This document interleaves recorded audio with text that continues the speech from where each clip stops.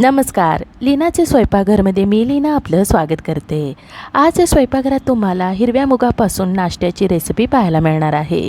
ते म्हणजे हिरव्या मुगाचे धिरडे. चला तर मग आजच्या या छान अशा रेसिपीला सुरुवात करूया. हिरव्या मुगाचे धिरडे करण्यासाठी इथे मी 1 कप हिरवे मूग घेतलेले आहे. मूग निवडून 2 वेळा खळखळत्या पाण्याने धुवून 2 तास भिजत ठेवलेले आहे. मूग जास्त वेळ भिजवायचे नाही आहे. जास्त वेळ मूग भिजवले तर पीठ आपलं पातळ होऊन धिरडे तुटू शकते. 2 तास झाल्यानंतर मूग भिजवून दुप्पट झालेले आहेत. दोन्ही बोटांच्या मदतीने मूग दाबून बघितला तर छान मऊ झालेला आहे. आता हे मूग आपण मिक्सरच्या भांड्यामध्ये घालूया.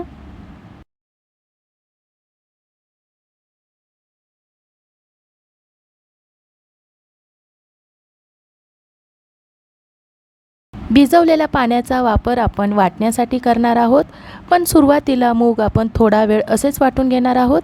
तिखटपणासाठी आपण 4 हिरव्या मिरचीचे तुकडे घालूया. थोड्या कोथिंबीरच्या काड्या घालूयात, म्हणजे धिरड्याला रंग छान येईल आणि खमंगही होईल.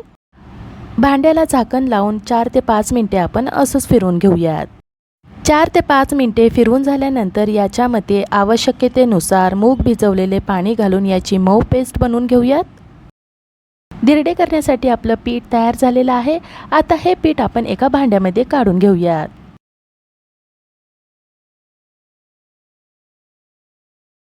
पीठ भांड्यामध्ये ओतत असताना दाट वाटत आहे.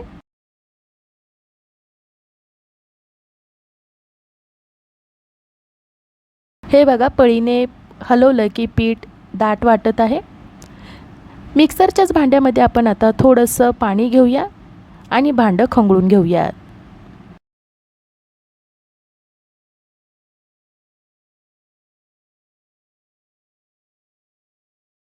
पाणी मिक्स करून झाल्यानंतर याच्यामध्ये आता चवीनुसार मीठ घालून मिक्स करून घेऊयात. मीठ मिक्स करून झाल्यानंतर पीठ आणखीन दाट वाटत आहे, म्हणून याच्यात पाव कप पाणी घालत आहे. पीठ पळीने खाली व्यवस्थित पडत आहे, याचा अर्थ धिरड्यासाठी पीठ आपलं योग्य झालंय. आपण याच्यामध्ये रवा किंवा तांदळाचं पीठ घालणार नसल्यामुळे पाण्याचे प्रमाण योग्य ठेवायचे. आता पीठ तयार केल्यानंतर लगेचच धिरडे बनवायला घ्यायचे, म्हणजे धिरड्याला हिरवा रंग छान येईल. गॅसच्या मोठ्या आचेवर पॅन गरम करायला ठेवायचे. पॅन गरम झाला की नेवाळीने तेल लावूया, म्हणजे धिरडे तव्याला चिटकणार नाही. धिरडे तव्यावर घालायच्या अगोदर पळीने व्यवस्थित हलवून घ्यायचे. मिश्रण तव्याच्या मधोमध ओतून पळीने गोल आकार होईल असे फिरवून घ्यायचे. धिरडे तव्यावर घालायच्या अगोदर तवा चांगला तापलेला पाहिजे. जर तवा तापलेला नसेल तर धिरड्याला चिरा पडून ते तुटू शकते. धिरडे पसरवल्यानंतर कडेने तेल सोडूया आणि गॅस गॅस मध्यम करून शिजण्यासाठी याच्यावर झाकण ठेवूयात. 3 ते 4 मिनिटे झाले की झाकण काढूया. उलटण्याच्या साहाय्याने कडा सोडून घेऊयात. कडा अजून सुटलेल्या नाही आहेत. परत आपण याच्यावर झाकण ठेवूयात. 2 ते 3 मिनिटे झाले की झाकण काढूयात. कडा उलटण्याच्या साहाय्याने सोडून पलटून घेऊयात.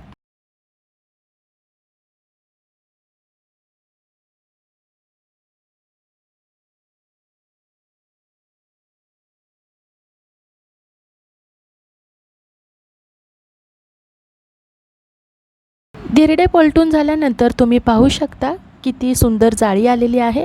इथे मी गॅस मध्यमच ठेवलेली आहे. दुसऱ्या बाजूने मी तेल लावणार नाही आहे. कडेला जे तेल आहे तेच या धिरड्याला लावून घेणार आहे. 15 ते 20 सेकंद झाले की धिरडे पलटून घ्यायचे आहे. दुसरी बाजू पण आपली लगेच भाजली जाते. आता याची आणखीन चव वाढवण्यासाठी बारीक चिरलेला कांदा घालूया. बारीक चिरलेली कोथिंबीर पण घालूया. उलटण्याच्या साहाय्याने हलकेसे दाबून याच्यावर झाकण ठेवूयात, म्हणजे कांदा थोडासा मऊ होईल. आणि हा वाफवलेला कांदा धिरडे खाताना खूप भारी लागतो. हीच तर खरी या धिरड्याची मजा आहे. 2 ते 3 मिनिटे झाले की झाकण काढूया.